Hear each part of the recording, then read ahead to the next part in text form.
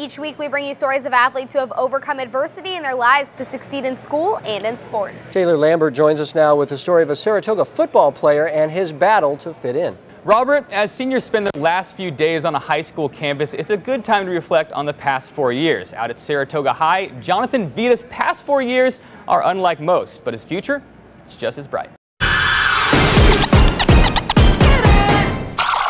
A double whammy, I think is what they call it. Jonathan Vita's life has dealt him a double whammy.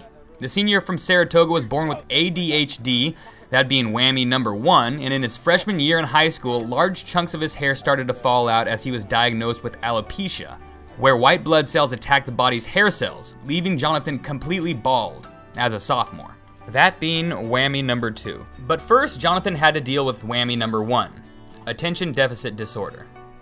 Back in the day when I was probably in 8th grade, I mean my ADHD was messing with me so bad I wrote left on one shoe and then right on the other shoe so I knew which way to go.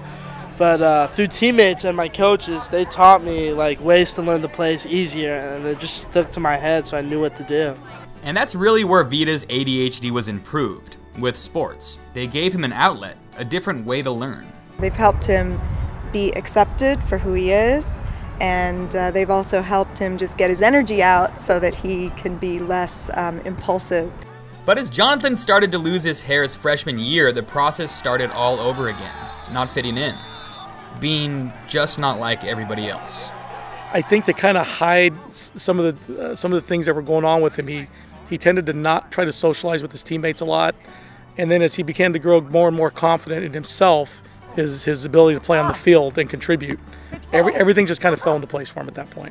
Being bald for a high school kid is a tough thing to go through. It's, you know, beyond what any high school kid should go through. I mean, there's enough problems for high school kids. Jonathan still feels people looking at him, and when he catches a young person staring, he'll just say, I have alopecia areata, and I explained to him, and the kid's like, whoa, that's so cool, like I'm going to tell all my friends. And I was like, well, a lot of people don't know. I figured it was my job to help like explain it and spread awareness about it. So, now he does.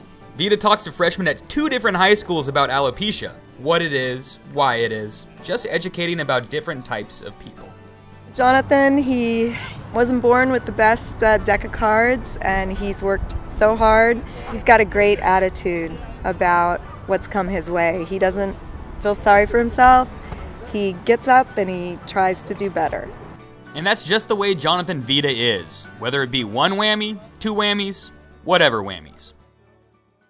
Jonathan Vida, a super outgoing young man. We were actually all at the Reach banquet to give out scholarships to the kids in the Santa Clara County recently. Very good program. Jonathan Vida, Ronnie Lott was there. He walks right up to Ronnie Lott and strikes up a conversation, has Ronnie sign his jersey. Just an outgoing young man, Jonathan Vida. Yeah, how does Riley Quinn get in that picture? Exactly, Riley Quinn. What's he doing in that picture? Riley's everywhere.